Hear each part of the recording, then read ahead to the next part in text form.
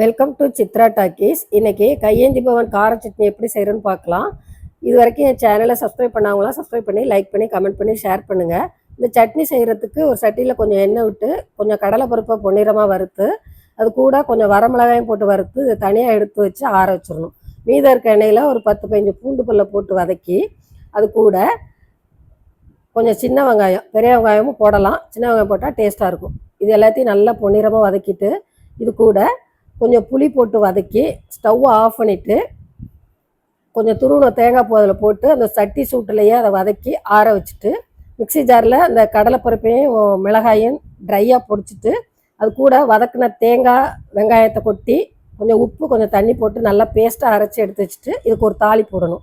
ஒரு சட்டியில் கொஞ்சம் கடுகு, கொஞ்சம் உடச்ச வரமிளகா, 2 கொத்து கருவேப்பிலை, கொஞ்சமாக வெங்காயம் இதை லைட்டாக வதக்கி அரைச்சி வச்சுருக்க சட்னியில் போட்டு மிக்ஸ் பண்ணோன்னா சூப்பரான கார சட்னி தயார்.